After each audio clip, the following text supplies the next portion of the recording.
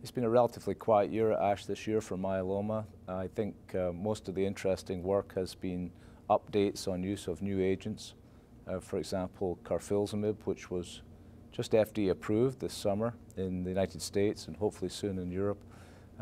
Number of updates on use of that drug, particularly in newly diagnosed patients, in combination therapies with cyclophosphamide, with lenalidomide, and with thalidomide. So I think very encouraging results, high response rates, deep responses, reasonable toxicity, and particularly a notable lack of neuropathy.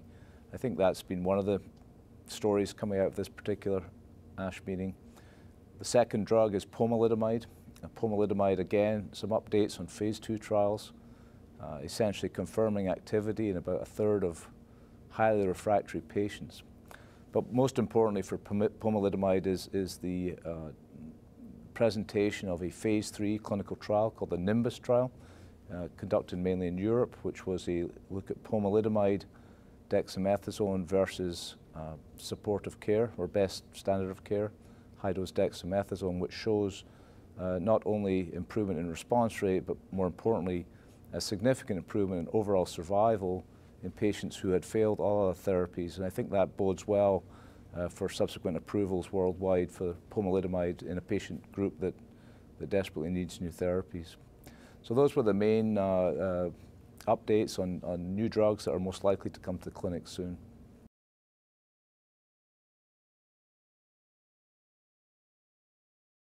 There were two particular categories of new agents which were of interest.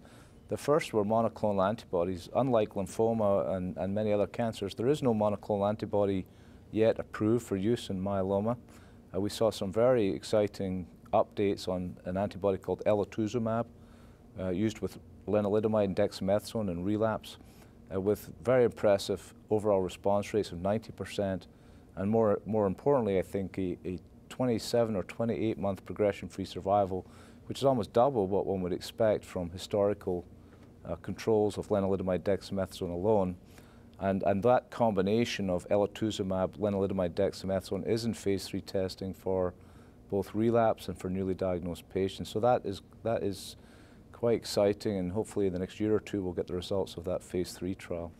Also, daratumumab is an anti-CD38 monoclonal antibody. Again, in relapse patients, a impressive response rate.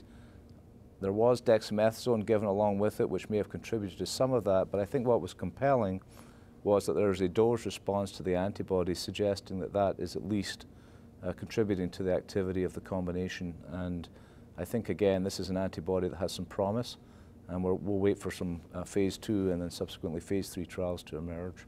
There are many other monoclonal antibodies that were described at the meeting, but those are probably the two that are most mature in their development.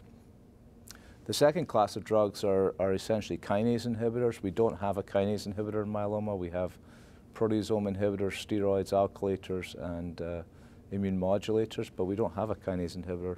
We heard about two single-agent active kinase inhibitors at this meeting, one called the Ray-250, which is a kinesin spindle protein inhibitor.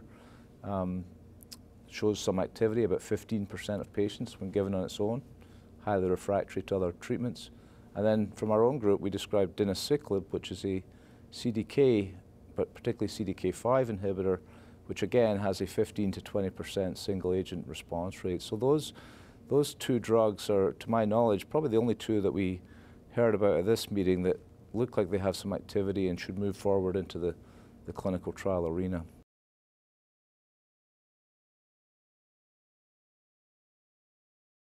Yeah, the most interesting work on biomarkers, and there were maybe 5, 6, or 7 abstracts on this topic, was the target of thalidomide, lenalidomide, and pomalidomide, the immune modulators, which turns out to be a protein called cereblon. Cereblon is a protein that not much was known about. It was expressed in the brain, which is where its name comes from. Turns out it's a very specific target for all 3 of those drugs. If the protein is not there, the drugs don't work. They're completely inactive. So there were a number of presentations at the meeting looking at various ways of measuring levels of cereblon by immunohistochemistry, by gene expression, by RT-PCR, and then trying to correlate that with clinical outcomes. And they all essentially have concluded that by measuring cereblon you can predict response to these drugs, and you can predict survival as well. So there is no commercial test yet. This is the first run at this from a research perspective, and I think we'll hear more about this as the years going on. Given the expense of these drugs, I think it's and the fact that you may be able to predict which patients will respond and which patients won't, particularly those who should stay on maintenance and for how long, I think that's got a lot of legs and a lot of promise going forward.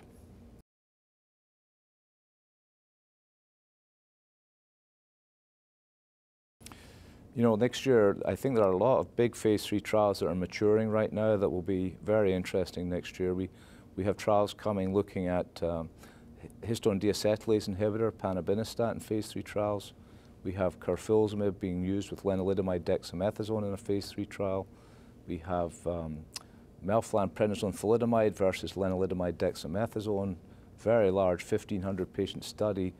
And I'm probably forgetting a couple, but I think it's going to be a big year next year for phase 3 studies that will really tell us where the field is going and what new drugs are likely to help our patients.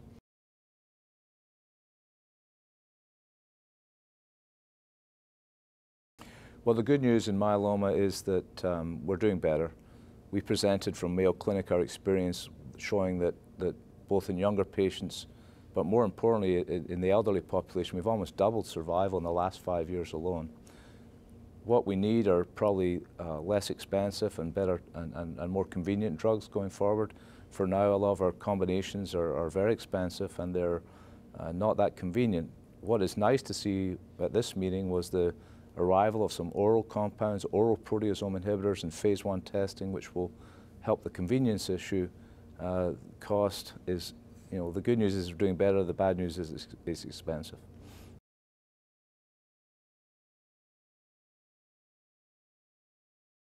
Well, the median age of myeloma diagnosis is around 70. So many of our patients are elderly and they find it difficult to travel for clinical trials. Nevertheless, I think in all the studies we do, you see patients in their early 80s and certainly many in their 70s participating. So that hasn't really been a barrier. What traditionally we have done in myeloma is divide patients into the younger population who can go for transplant and the older population who require a less aggressive approach.